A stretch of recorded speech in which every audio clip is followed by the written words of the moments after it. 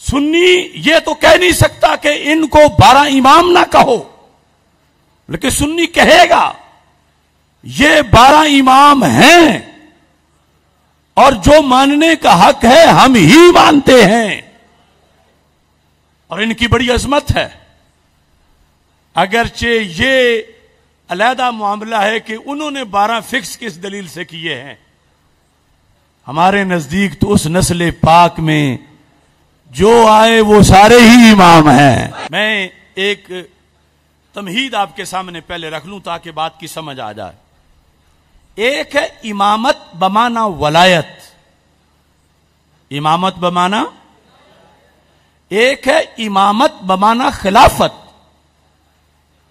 اور ایک ہے امامت بمانا نبوت۔ یہ تینوں جدا جدا چیزیں ہیں۔ امامت بمانا ولایت، امامت بمانا خلافت، اور امامت بمانا نبوت۔ روافض جو ہیں ان کے نزدیک امامت یا تو نبوت کے برابر کا رینک ہے یا اوپر کا ہے۔ یہ بھی میں ان کے حوالہ جات پیش کروں گا کہ امامت ان کے نزدیک کتنا اونچا منصب ہے، اور اس میں انی جاعلک للناس اماما، اس طرح کی آیات پڑھ کے وہ کہتے ہیں یہاں بھی تو نبی کو بھی تو امام کہا گیا ہے، تو پھر امام نبی ہوتا ہے، اور ہم انہیں نبی مانتے ہیں معاذ اللہ۔ یہ ان کا قول ہے۔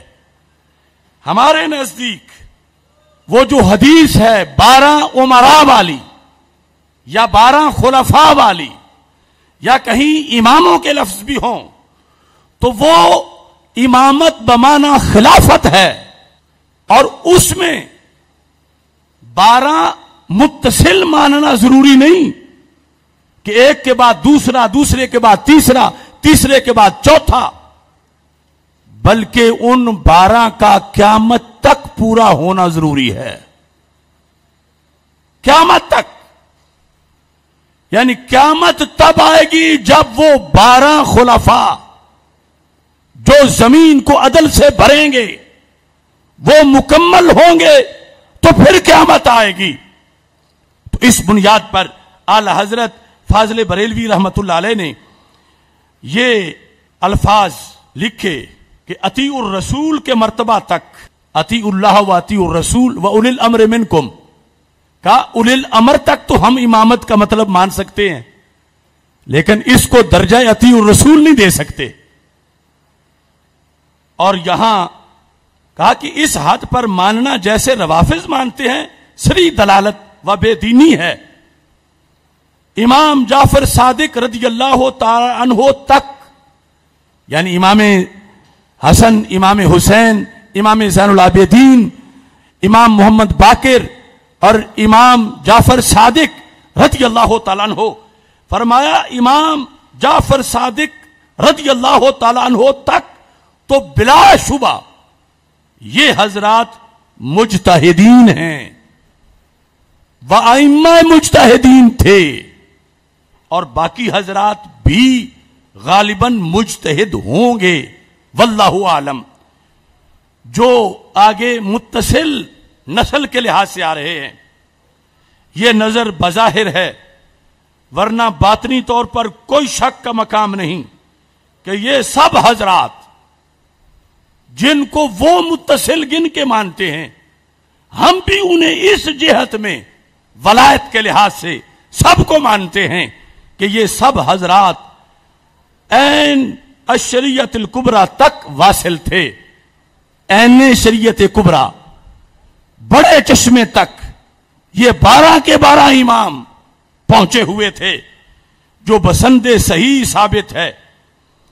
اور ساتھ یہ کہتے ہیں کہ ویسے جس وقت ہم ان ائمہ کا تذکرہ کریں گے تو اس تذکرے کے لحاظ سے کہتے ہیں امامت اگر بمانا مقتدا فی الدین ہونے کے ہے، امامت اگر بمانا مقتدا فی الدین ہونے کے ہے، یعنی وہ امامت بمانا ولایت، بزرگی، تقوی، طہارت، تو پھر تو بلا شبہ ان کے غلام اور غلاموں کے غلام بھی مقتدا فی الدین ہیں.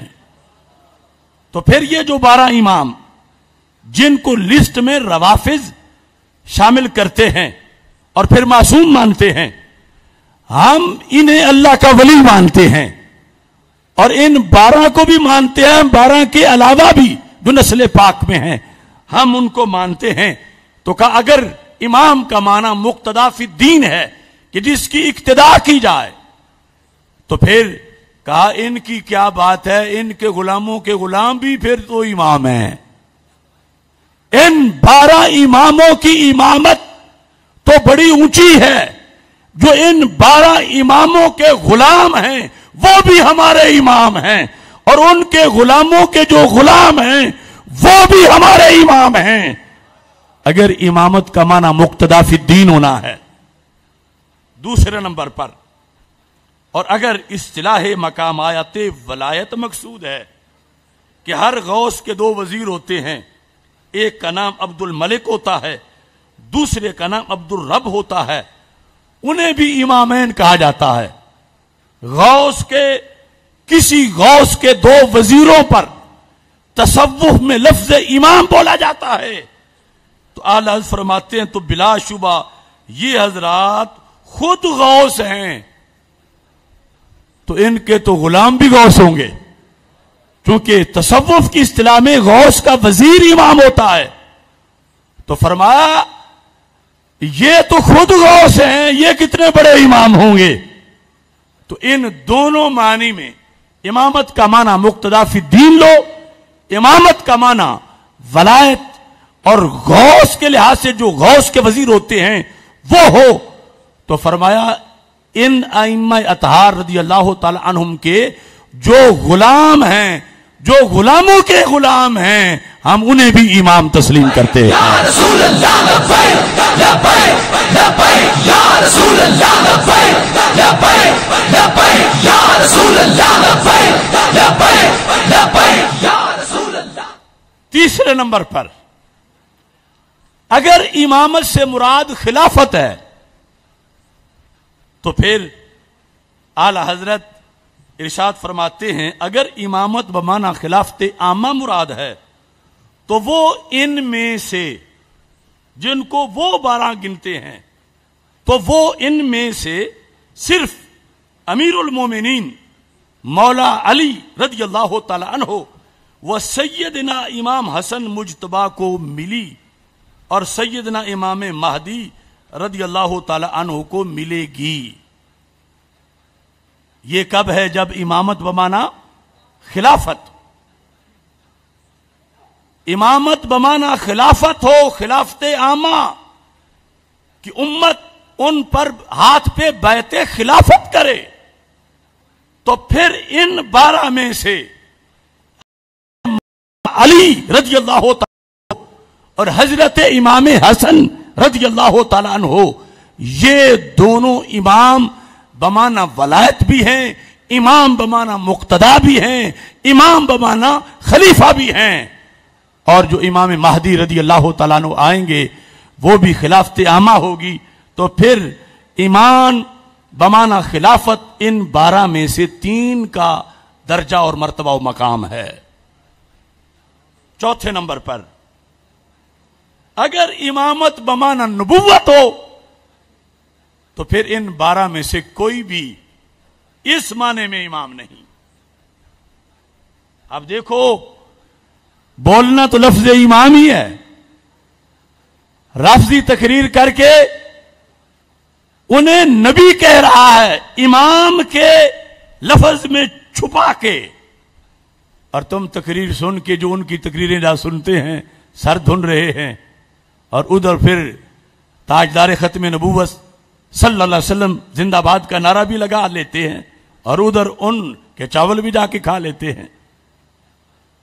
تو کتنا حساس موڑ ہے. ان 12 کی امامت کا انکار نہیں، ہر سنی 12 اماموں کو مانتا ہے، مگر امامت کا کیا معنی؟ مقتدا فی الدین. امامت کا کیا معنی؟ ولایت. یہ 12 کے 12 ولی ہیں، ولیوں کے ولی ہیں. کروڑوں ولایت کے درجات سے بھی اوپر ان کا درجہ ولایت ہے.